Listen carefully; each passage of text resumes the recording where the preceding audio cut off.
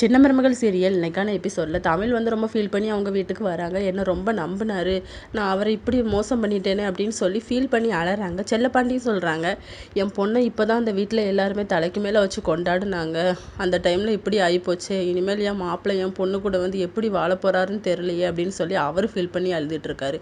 போஸ் வந்து ரோட்டில் நடந்து போயிட்டு இருக்காங்க. அப்போ அவங்க அப்பா சன்னாசி கால் பண்ணுறாங்க. என்னாச்சுப்பா அப்படின்னு சொல்லி கேட்கும்போது, என்ன அப்பான்னு சொல்லக்கு உனக்கு என்ன தகுதியும் கிடையாதுடா, என் அண்ணனை இப்படி நீ பழி வாங்கிட்டிய, நீலாம் ஒரு மனுஷனா, இனிமேல் இந்த வீட்டு பக்கம் வராத, நீ சாப்பாட்டுக்கு பிச்சை எடுத்தால் தான் உனக்கு சாப்பாடோட அருமை தெரியும் அப்படின்னு சொல்லி திட்டிட்டு வச்சிடுறாரு. போஸ் வந்து இன்னொரு பக்கம் அவங்க ஃப்ரெண்டு கூட வந்து ரொம்ப ட்ரிங்க்ஸ் பண்ணிக்கிட்டு இருக்காரு.